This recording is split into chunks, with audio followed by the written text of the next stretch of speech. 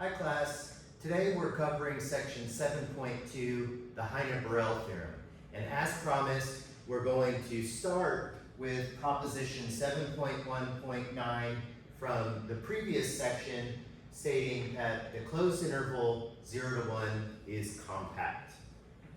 Okay, I'm going to prove this a little bit differently than the author proves it. We're going to use a little bit more analysis in this proof. So let's go ahead and set it up. So what we want to do is we want to take an open covering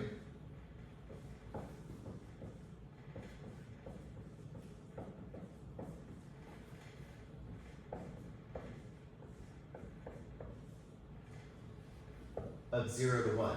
And since this is a generic open covering, this covers our for all statement here.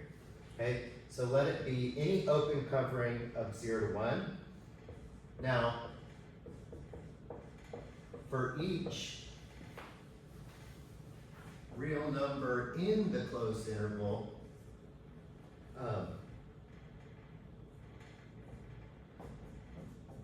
we must have that x is in one of these open sets here for some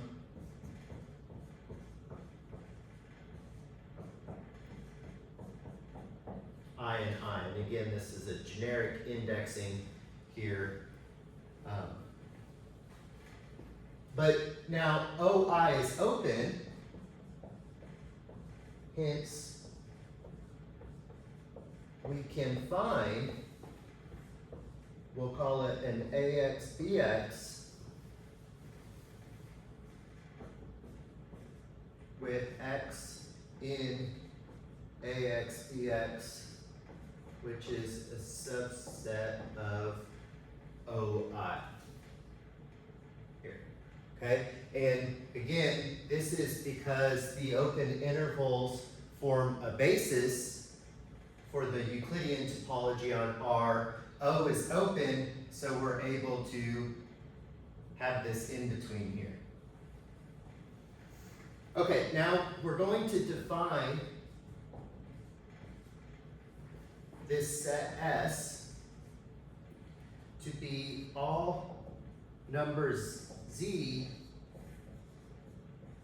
such that 0 to Z can be covered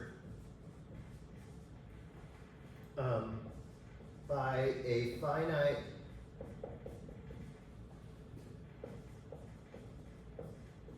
number of sets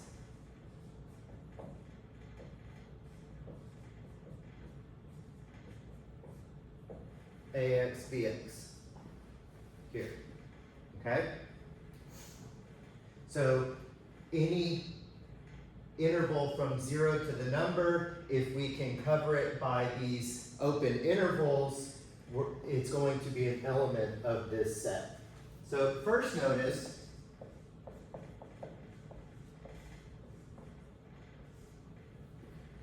zero is in S, right? And this is clear because the interval 0 to 0 is just the single point 0.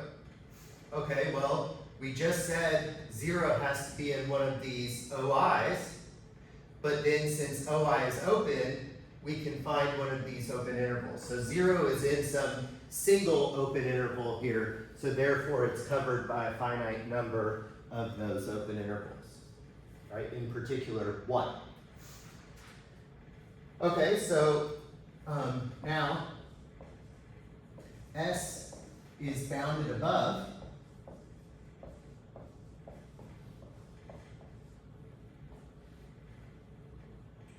here, and hence has a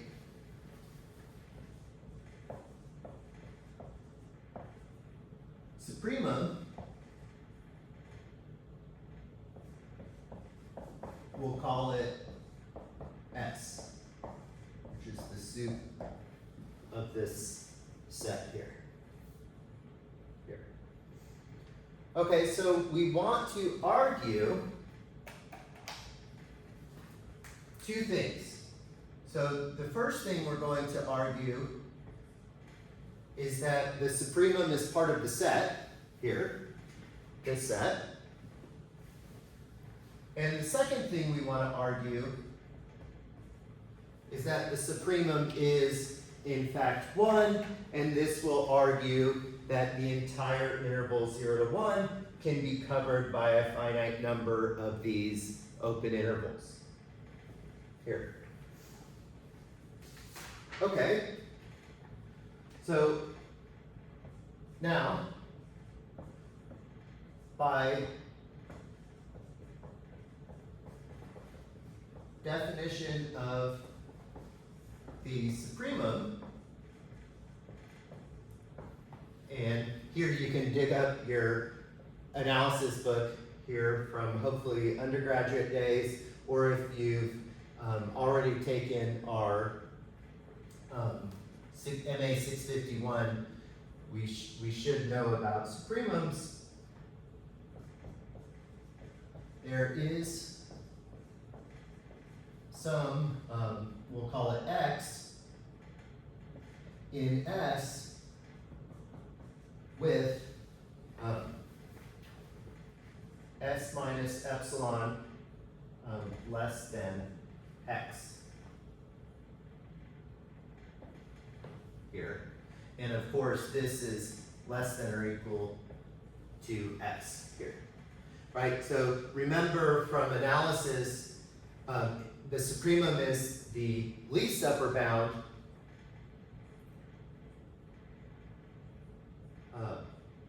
So if we take a little off, there has to be an element in between here. Okay, so let's continue on here. Now,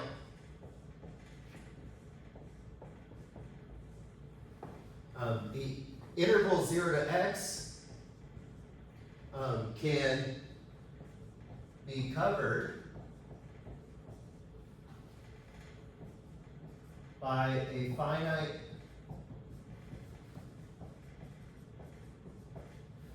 number of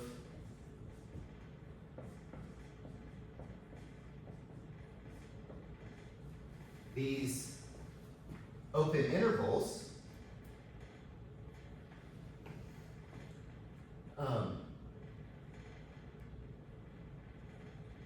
and let's kind of continue this on, and S is in some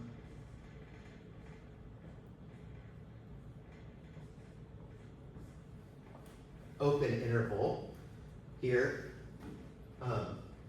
Notice that the supremum, maybe we should have written this, the supremum is somewhere in here, right? So S is one of these numbers, and we just said for each value in here we can find an OI, so therefore we can find an open interval. So S is in one of them, hence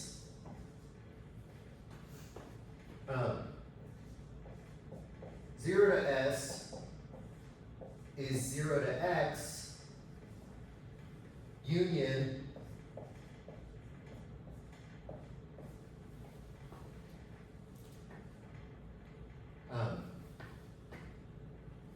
sorry, let's do this.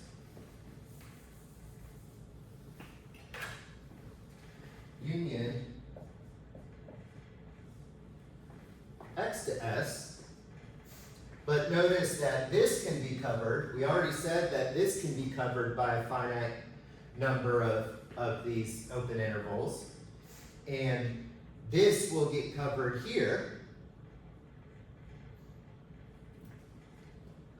So this set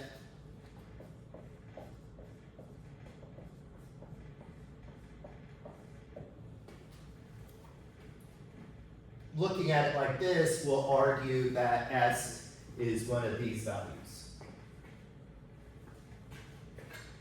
Okay, now we want to argue that S actually equals 1.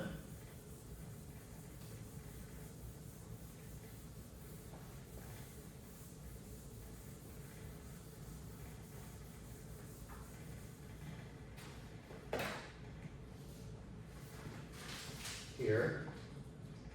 Okay, so for contradiction,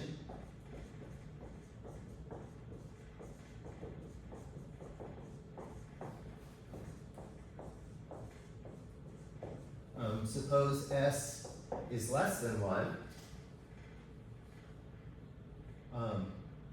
Again, S is in 0 to 1, so S is an element of one of these AS, BS intervals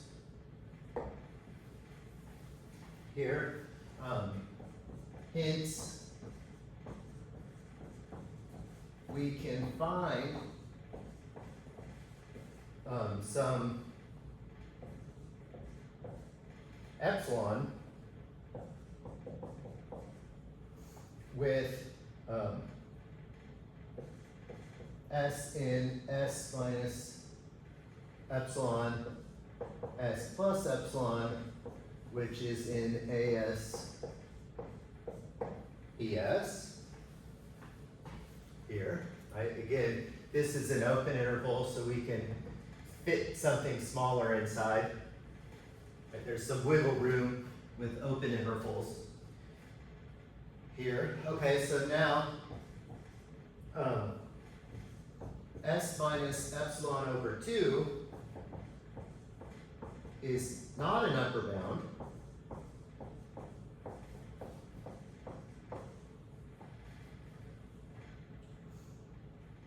Here, right? And that's because S is our least upper bound, right? S is our suit here. So if I take some off, this is no longer an upper bound.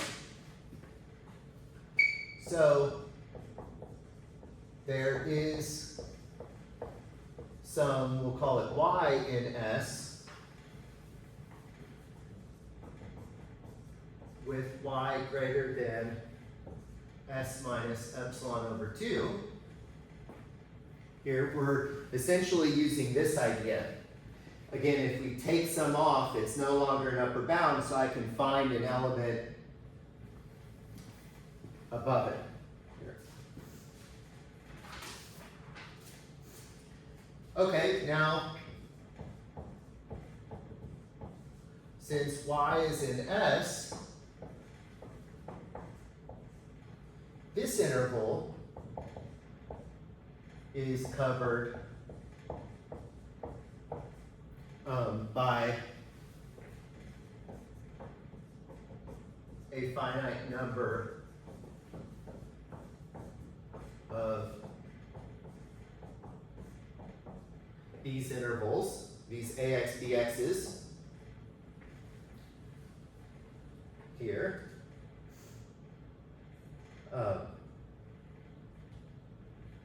And notice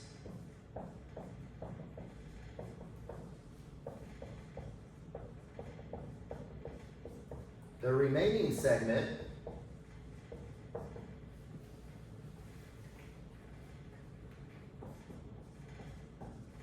from Y to S minus epsilon, sorry, S from Y to S plus epsilon over 2 is contained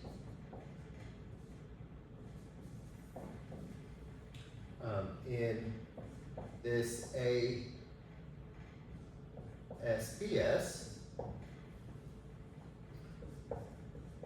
Hence, this interval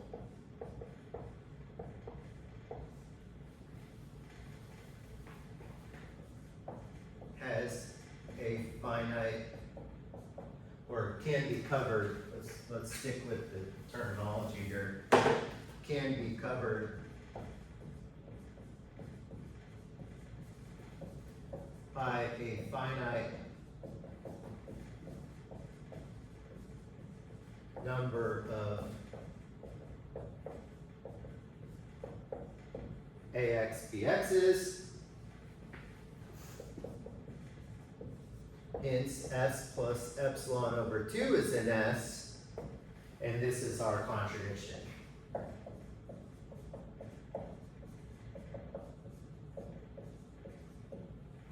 Because this is obviously larger than S, but we said S was defined to be the supremum. Well, we just found something bigger than it. Here. Okay, so that shows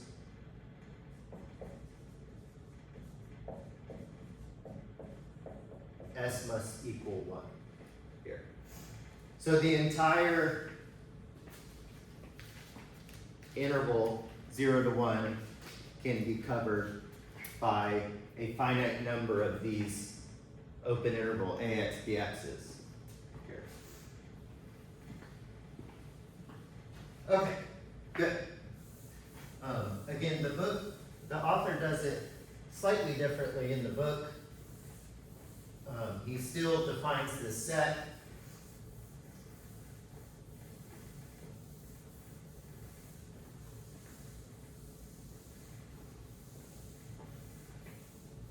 Here, but then argues it by way of Clopin sets. I decided to go more of the analytic approach here. Okay, let's look at the following proposition here. This is proposition 7.2.1, and this proposition is found on page 181. And it says the following: a continuous image of a compact space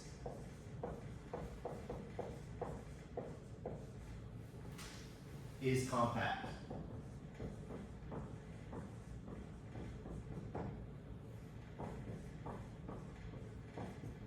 Okay, so proof, let's set up our notation. So let f be a function from a topological space x tau to another topological space y tau 1. And we're going to assume that f is continuous. Now let's take an open covering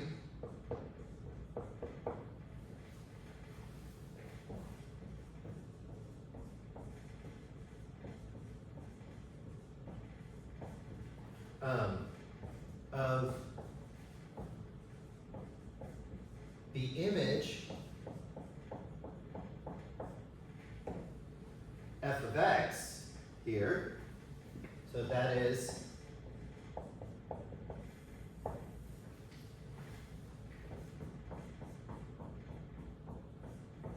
f of x is a subset of the union of these OIs here, and each OI is open. Okay, then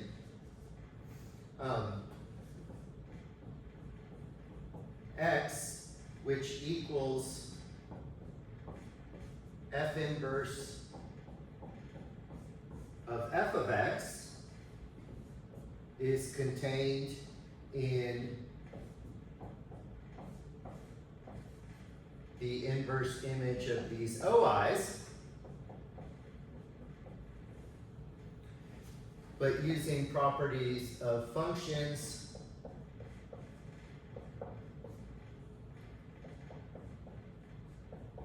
and unions, I can drag the function through, the inverse function through here. Okay, so hence, this collection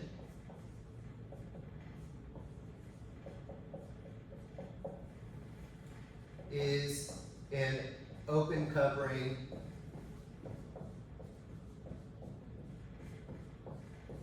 of x. Now, since x is compact,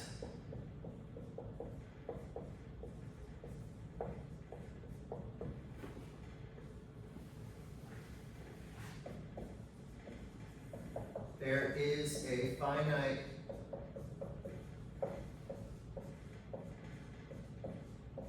subcover OI1,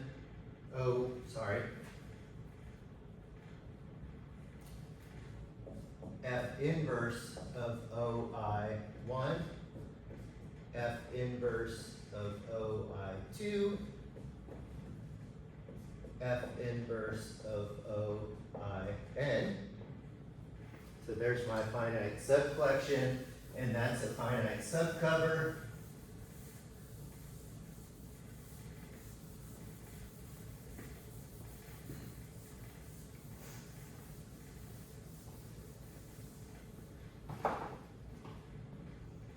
So therefore,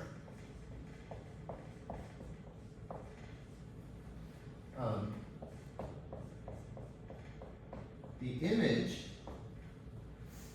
is contained in F of F inverse OI1 union F inverse of OI2 union F inverse of OIN,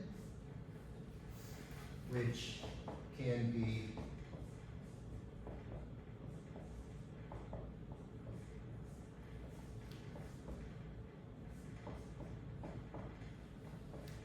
pushed through here.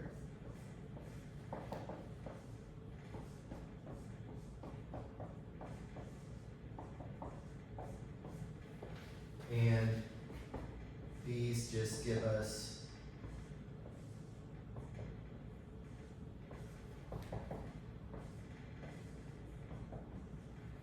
the OIs here, so we've created a finite subcover. So hence, the image f of x is compact. Let me switch out pins here, see if this one's working a bit better. Not much. Let's see, one of these is bound to be a bit darker. Okay, so corollary 7.2.2, and this is found on page 181. If the topological space x tau is homeomorphic to a topological space y tau 1, then x is compact if and only if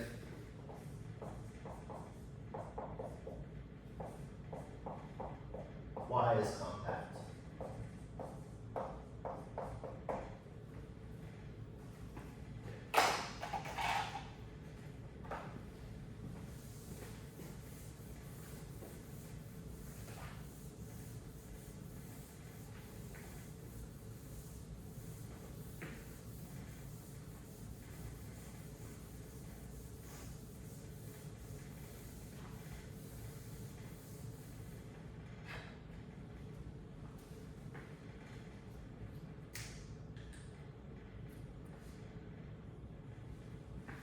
Okay, so remember that any open interval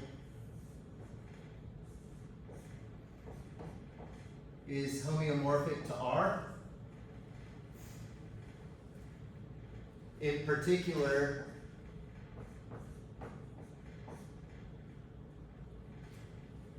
the open interval 0 to 1, and we argued that R was not compact. We created, in our previous section, we created an open covering n to n plus 2, where n was an integer, and we couldn't create a finite subcover, and we know 0 to 1 is compact, so 0, 1 is not homeomorphic to R, and is not homeomorphic to any open interval here.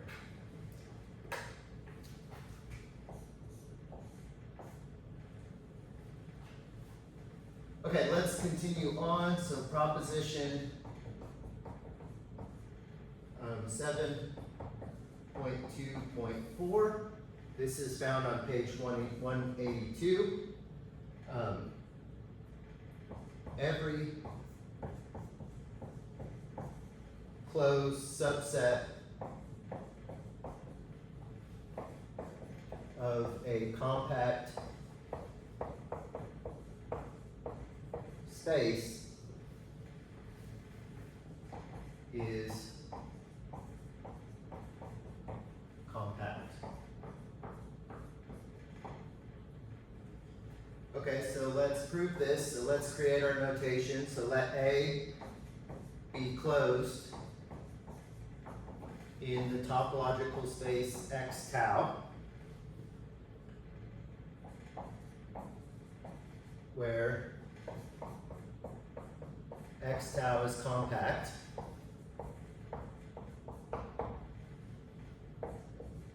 And what we're going to do is we're going to pick, so let UI be an open covering of A.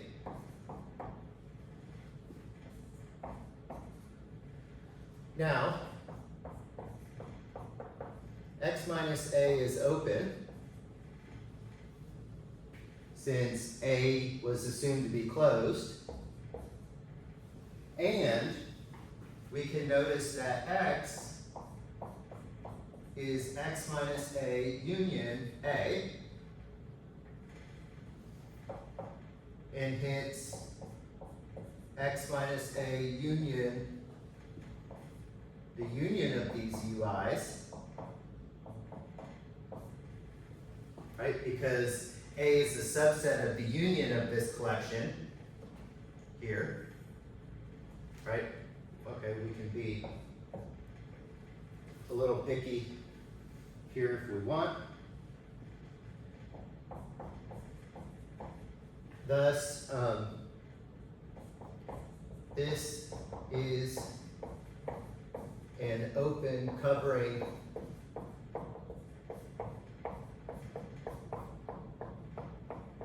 of X,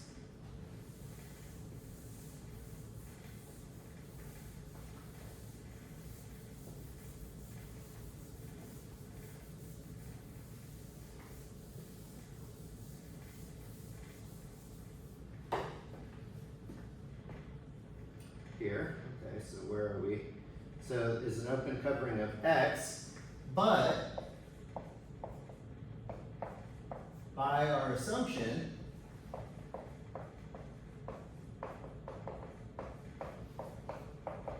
X is compact. So there is a finite subcover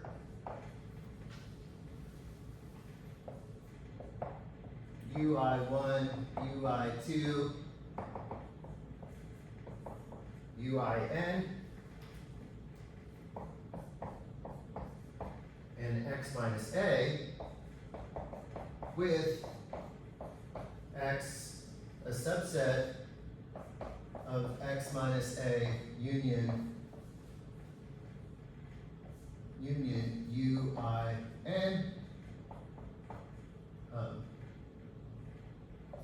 We'll just leave it at that. Now, we know that A intersect its complement is empty, so A must be a subset of the union of these UINs, showing A is compact.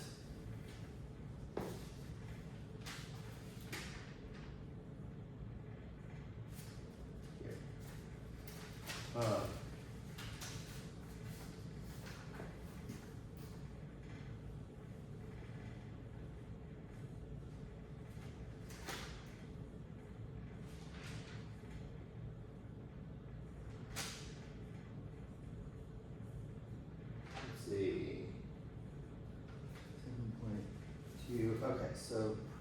proposition, sorry, my notes for this section, there was a lot in this section and I've kind of gone back to fill in some gaps that we've missed too. So proposition 7.2.5 on page 183 states that every compact subset of a Hausdorff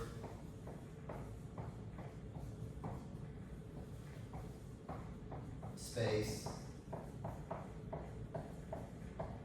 is closed.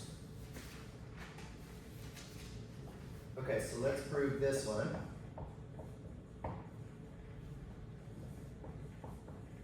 So let A be a compact subset of a Hausdorff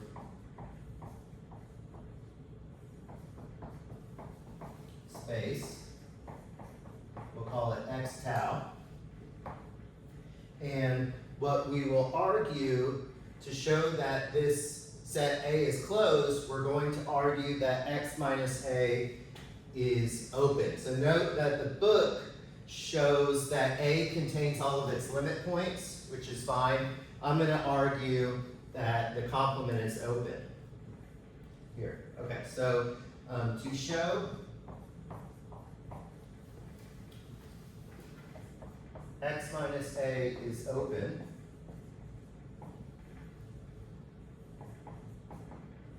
let B be an element of x minus A, then for each A and A, there are disjoint sets. We'll call them UA and VA, with A in UA, B in VA,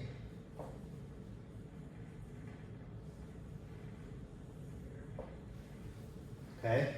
And this is since X is Hausdorff.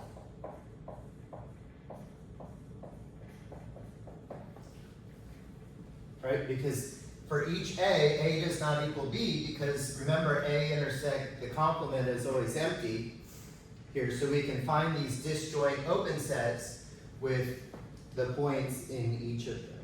Here. Okay, so hence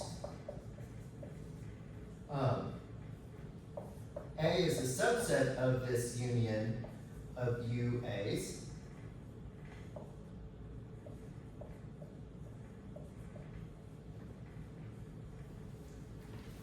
And they're open sets, so it's actually an open cover.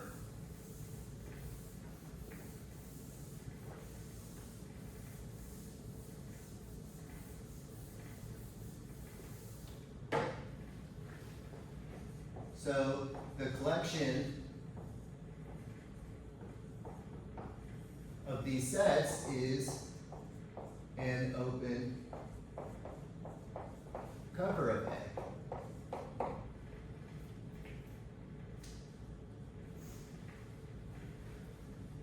But what did we assume?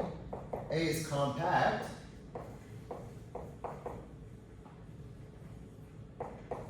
So there is a finite subcover where A is contained in UA1, union UA2, union UAN. Now, let B be the intersection of BAI, this finite intersection here, then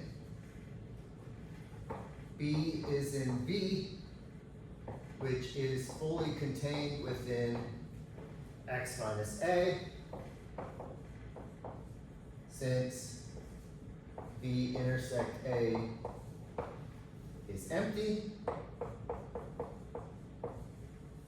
Hence, x minus A is open, showing A is closed. Right? So this statement here shows that x minus A is open. Okay, and then a corollary here, I'm going to jump and then I'm going to fill in some gaps here because this corollary, where is it? Corollary 7.2.6 on page 183 says that a compact subset of a metrizable space is closed.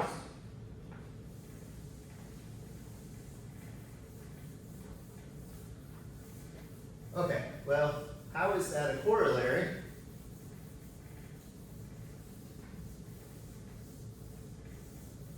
Let's first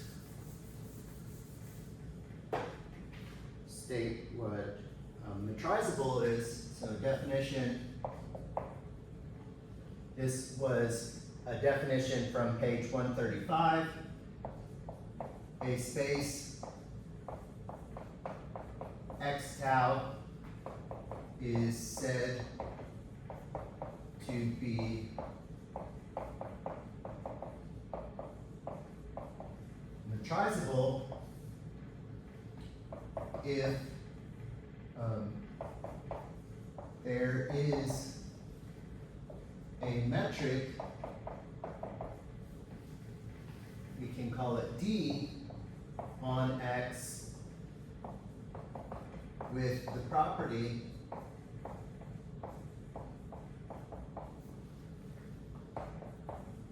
that tau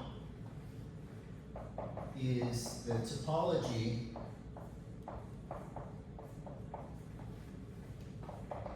induced by D. Here. Okay, so going back to this corollary here, the idea is that using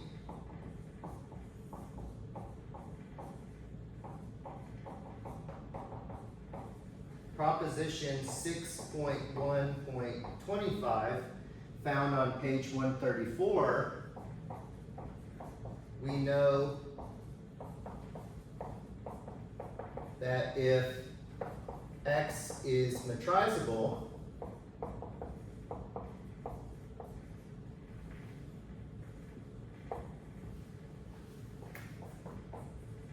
then X is Hausdorff. So this is our bridge. So then applying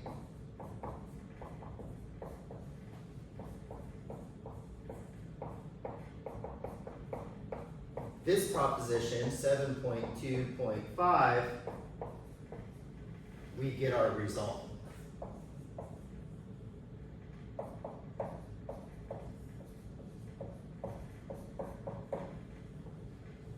Here.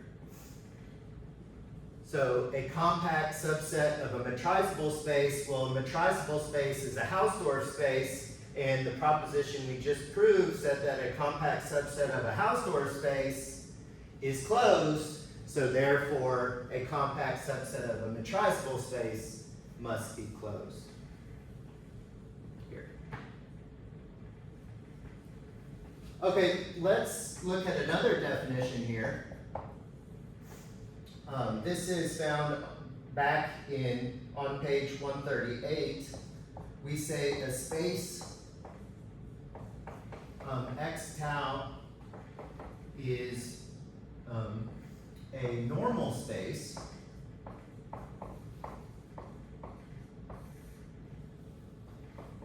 if for each pair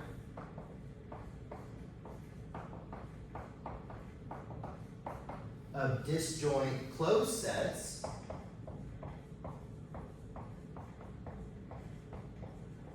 A and B, there are disjoint open sets U and V with A contained in U and B contained in V here. So the idea that's happening here is if I have a closed set, I'm going to A, and I have another closed set B,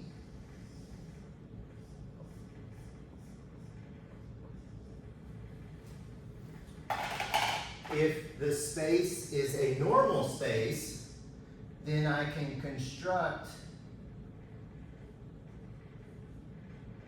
an open set, call it V, and another open set, call it U, around those closed sets that are disjoint.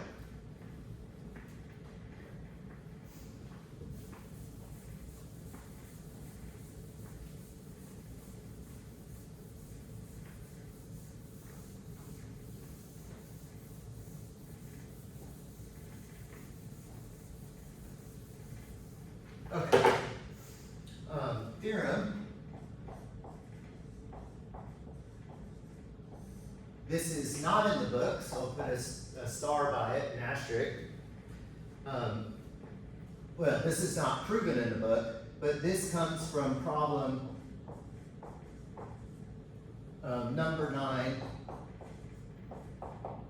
part 1, found on page 138. Here, and it says the following: every metrizable space is normal. Okay, let's prove this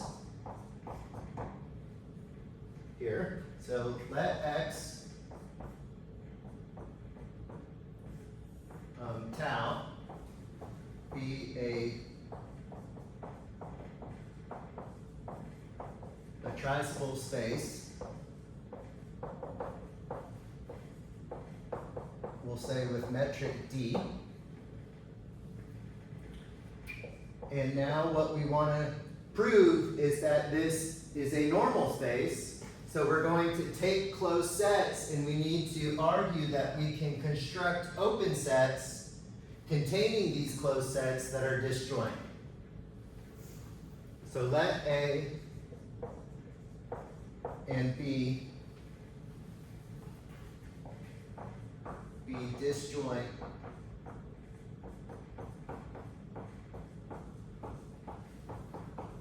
closed sets in this space. Now, for each A in A, we can choose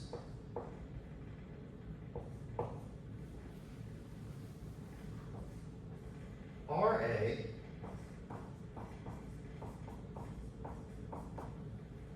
such that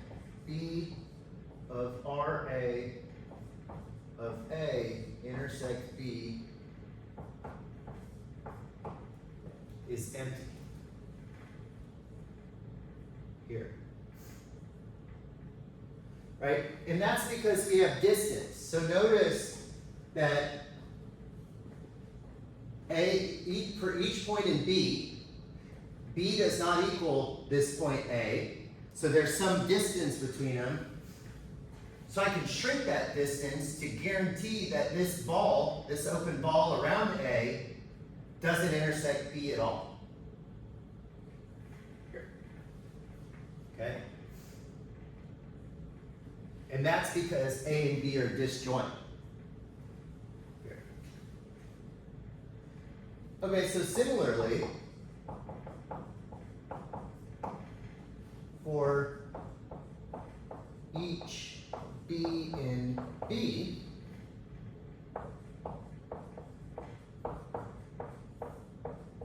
we can choose a radius RB such that the open ball with radius RB around B intersect A is empty as well. Here. Okay, so now define U to be the union of these open balls with radius RA divided by 2 for A and A, and define this open set V to be the union of all these open balls around B of radius RB over 2. So shrink the radius. B is in B.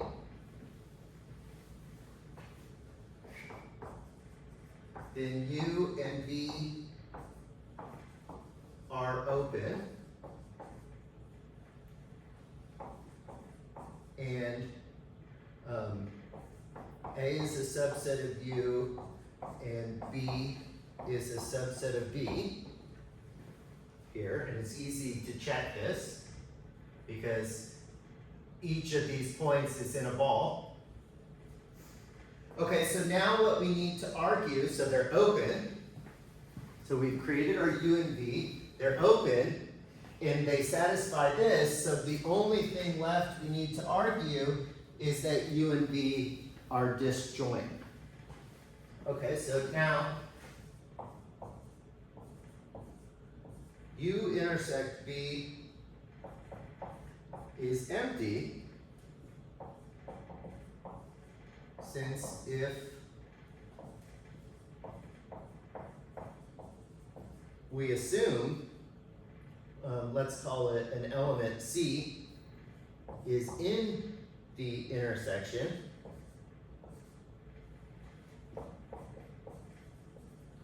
then C is in both of these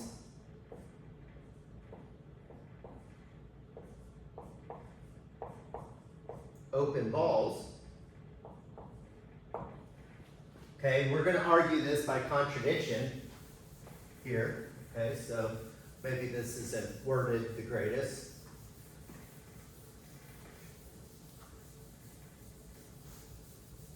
So we can say, assume for contradiction that we do have an element in here. Okay, well these are the open balls, so they have to be in each of these open balls for some AB.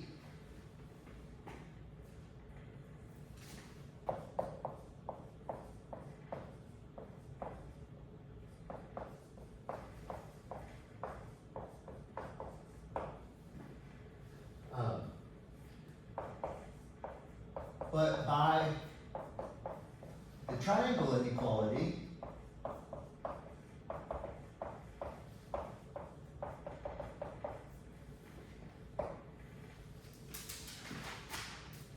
the distance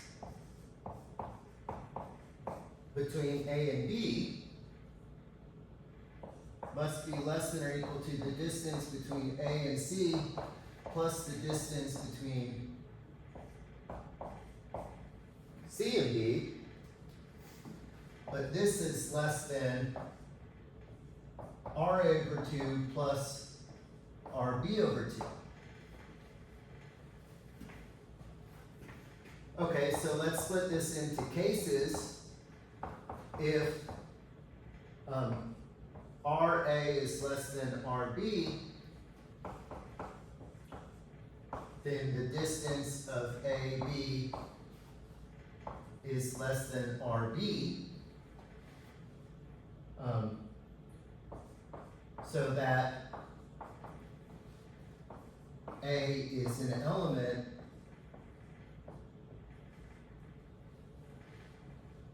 of this open ball,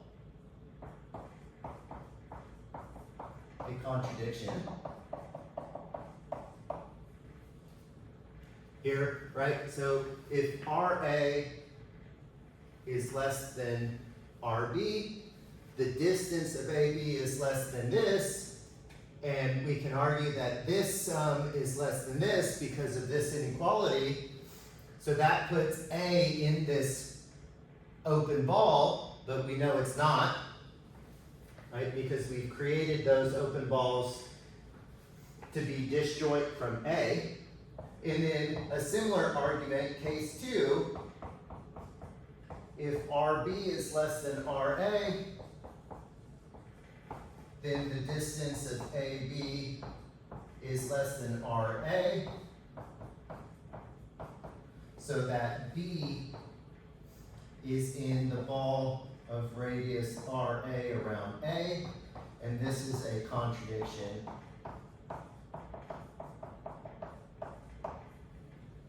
as well. Here. Okay, and then finally finishing off this section, a subset of R is compact if and only if it is closed and bounded. And I've kind of mashed together a couple statements from the book and made it into a very simple statement here. And we can actually generalize this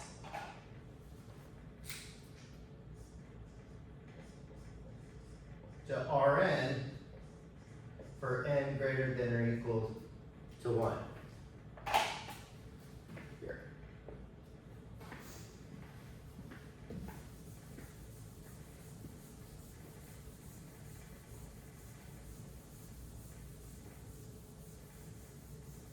And then another very nice result that we see in this section is from proposition 7.2.15 found. I didn't write the page number down for this one. I usually try to. So if we have a function from the closed interval a to b into R that's continuous,